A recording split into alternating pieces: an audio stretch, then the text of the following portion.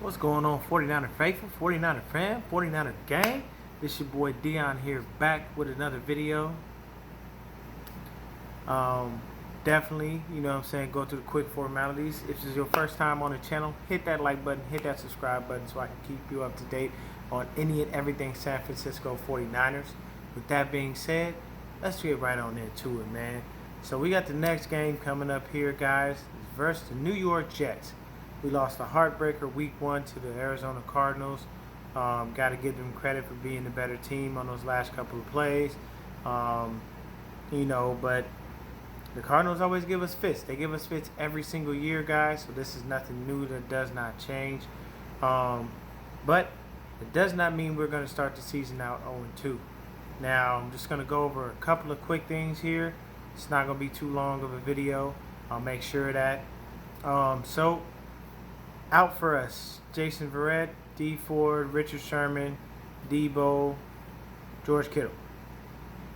Of course, Weston Richburg and Ronald Blair are on IR. They will not be back until week 6.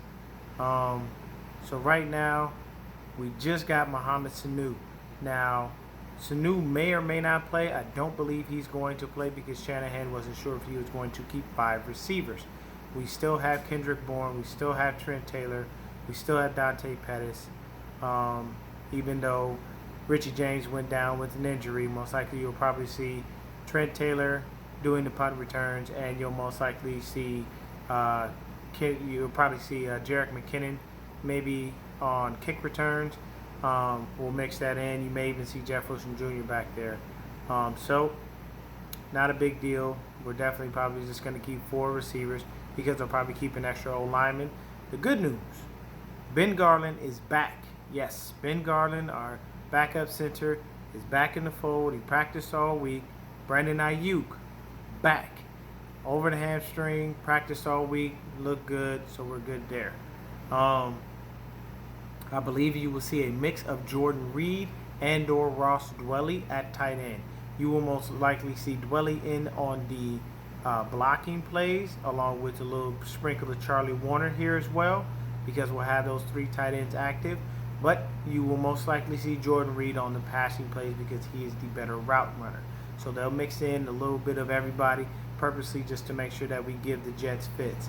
Now, the one thing that I can say is Sam Darnold last week, 21 out of 35 passes, 215 yards, 1 TD, 1 interception. He took 3 sacks. So their rushing combined as a total was only 52 yards from an offensive standpoint. But the man that did the most was the inconvenient truth, a.k.a. Frank Gore. Frank is a 49er staple. We love Frank Gore. We will never disrespect Frank Gore for everything he did for this franchise, for all the years that he was here. I've always said, and I'll continue to say it, if we win a ring, there are 3 people that need to get a ring: Patrick Willis, Frank Gore, and Joe Staley, for everything they did for this franchise for as long as they did it. Even though Patrick Willis was only here 8 years with us, man, you ain't never seen a dude play like that. Never. You know what I'm saying? Never. Patrick was a freak. And he was such a big part of our franchise. But we will be going up against none other than Frank Gore. He will be the starter this week. Le'Veon Bell's on IR. Their backup is not. He's out. I just looked at the thing for them. Their backup's out. Jamison Crowder is out, which was their best receiver. He had the bulk of Sam Darnold's yards. He had, I think, 10 catches for 117 yards. So you got to think about it. 117 out of 215. The rest of the receivers is nothing. I mean, I can't even name their receivers right now. I don't even know who the other receivers are outside of Jamison Crowder. I think they had Brashad Perryman and Chris Hogan, but I really don't anticipate those dudes. I don't anticipate those dudes having, any kind of problems, for our defense. Ahkello Witherspoon did pass concussion protocol, people. So Dante Johnson will not be starting. We will have Ahkello Witherspoon and E-Man Mosley out there. K'Wan the Shark will be in as our nickelback as always. So we most likely will not see much of Dante Johnson, if at all. With Uncle Sherm out, We got to have somebody there to man the spot. So you'll probably see some commingling as far as guys being on one side or the other. E-Man Mosley has been doing his thing. I just hope that this is a situation where Okello can take this time, reflect, and be himself, man. Get back to the Okello that we had the first 4 games of the season last year. And just be out there and play, man. Play free. Free your mind from the negativity, Okello. Focus in on it, man, and just get going. And that way you don't have to worry about anything stopping you. You're playing a real shitty offense, a real crappy ass receiving core. This should be a cakewalk. Now the one thing that I can say is that the Jets, it wasn't their defense. Because their defense last year, if I'm not mistaken, they finished 7th in the league, guys. So their defense was not the problem. It was that offense. It was terrible. Do you know they ranked at the bottom of the league in damn near every fucking category? I think they ranked 15th. I think they were the 15th ranked team as far as like fumbles lost. That was the highest they ranked in an offensive category. They were trash. They did not rank outside of the top 10 in anything as far as defense goes. So the defense wasn't the problem. It was the offense. And I can guarantee you, man, their offense is horrible. Adam Gase is just, I don't understand. He was supposed to be this whiz kid offensive coordinator. Ain't nothing been going on since he done been in New York. They just been losing and losing. Just weak seasons. So, I'm not worried about their offense, really. Like I said, no Crowder, no Le'Veon Bell. He's on IR. And I just named just the other receivers. So you really think I got to be scared of Brashad Perriman and Chris Hogan? Now, I know Nate Burleson would probably be a little bit upset, but I think he played with Brashad Perriman in Minnesota. Maybe. I'm not 100% sure. But, I mean, like, these is pedestrian-ass. See, we should eat these motherfuckers alive. The other thing is our defense should be able to eat very quickly. You know why? Sam Darnold's a statue in the pocket. That man ain't getting out the pocket and running to do shit. Now, yeah, if he watched the Cardinals game, he might get himself a couple of little ideas. But I can tell you right now, he ain't moving like Kyler Murray. He ain't moving like Lamar Jackson. And he ain't moving like Russell Wilson. He is not that kind of mobile quarterback. Maybe he might be able to pick up a yard or two, but he ain't going no goddamn where. We collapse that pocket on that ass, we going to sack that motherfucker. I guarantee you. So don't even worry about that. The next thing is, now the Jets D, once again, like I said, last year they were solid. And they were solid this year. They already have 3 sacks. They didn't allow a receiver to get over 100 yards passing last week against the Bills. They did allow 2 passing TDs, but they traded Jamal Adams in the offseason.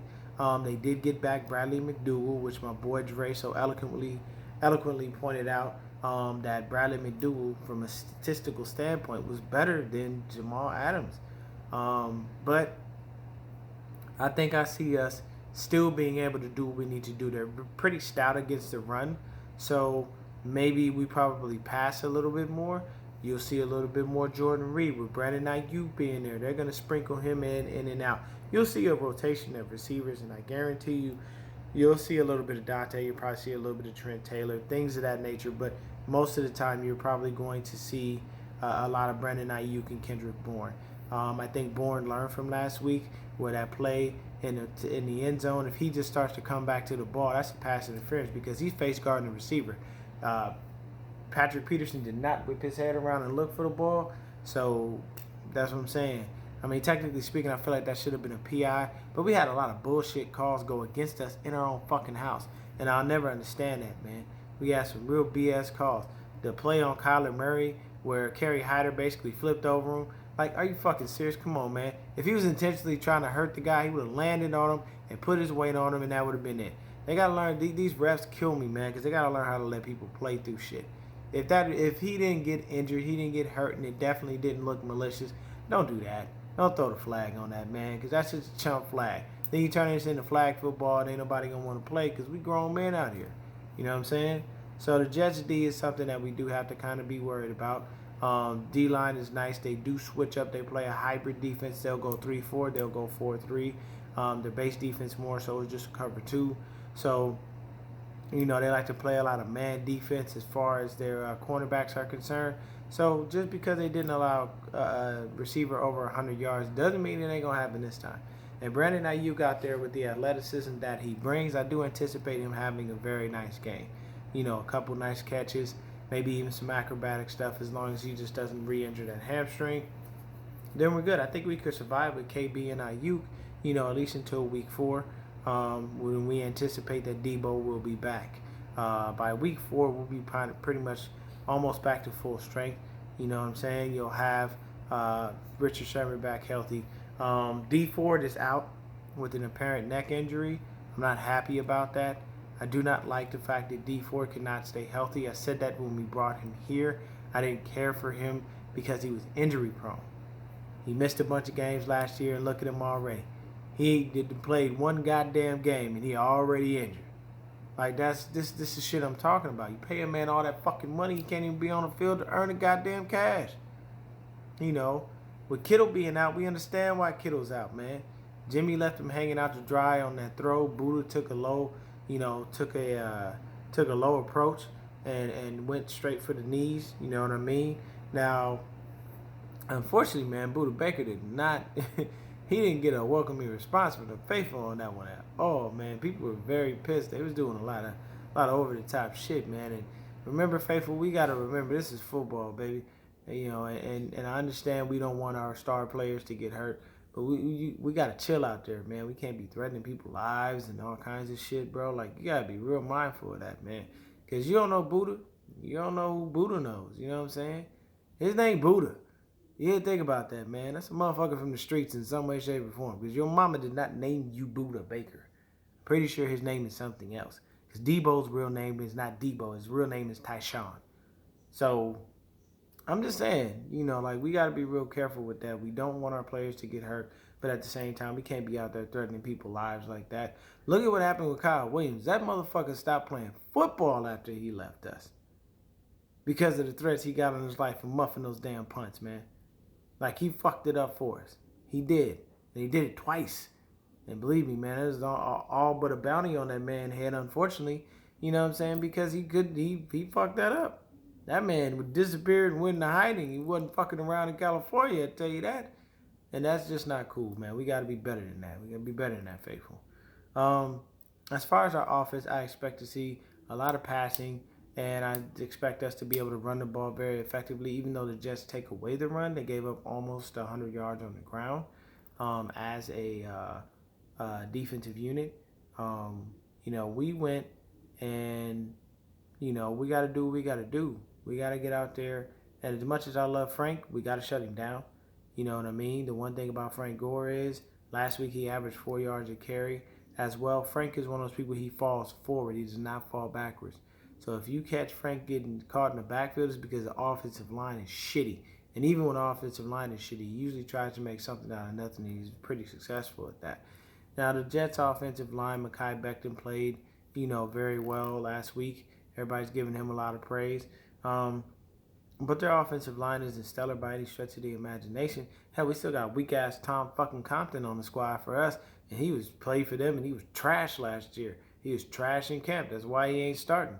So our offensive line hopefully should get back to normal. We should be able to gel properly. Having Ben Garland in there as the starting center should be a better rapport with Jimmy G. Even though Haranis Grasu did a very good job last week, he's not very good in the run game, but he's better in pass.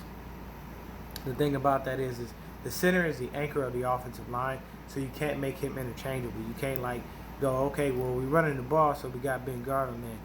Now we're going to pass on this play.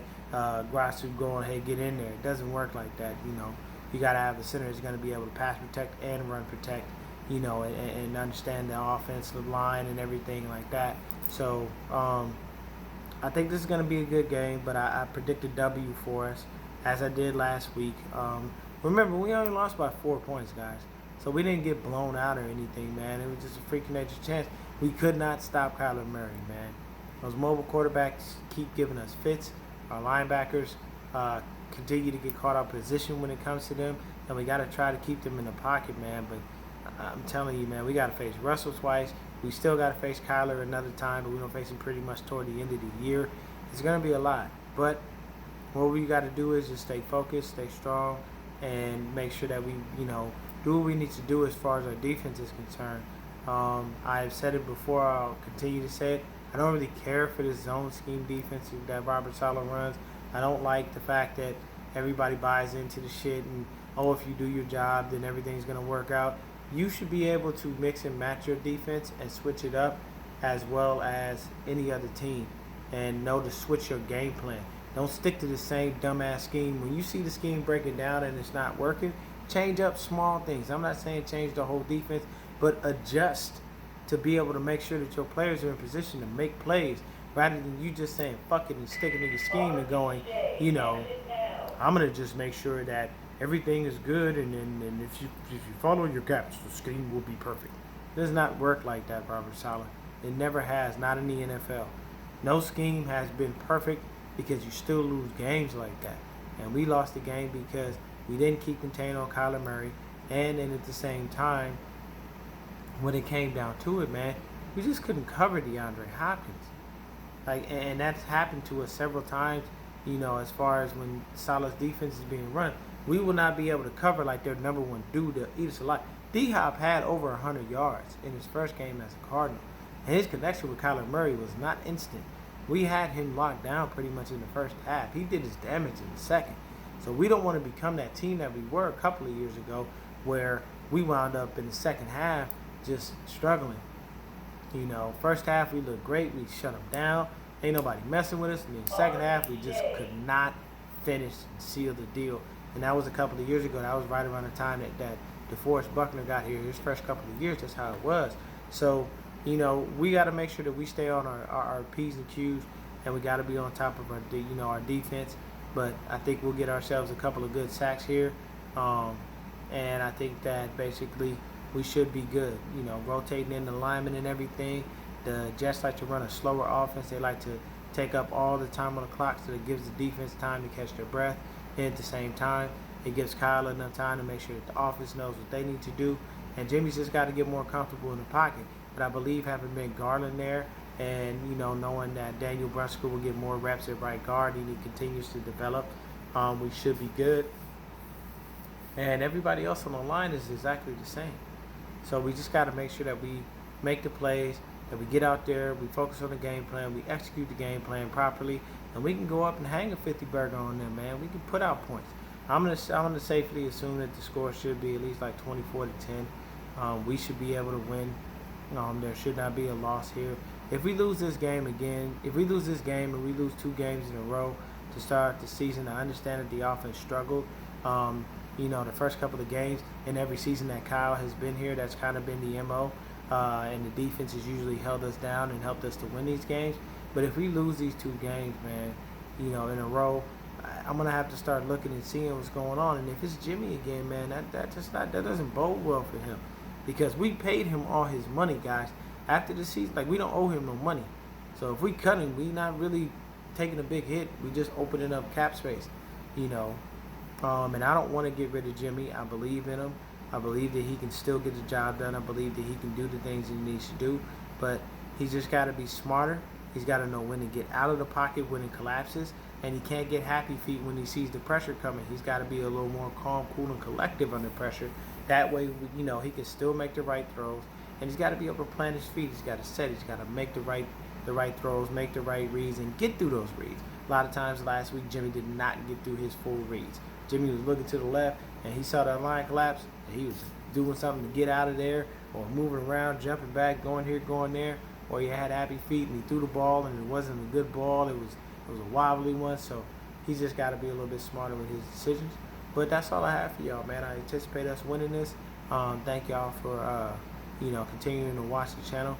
Definitely, if you're new to it, hit that like and subscribe button. If you know a friend that likes 49er football and 49er content, send them my way, man.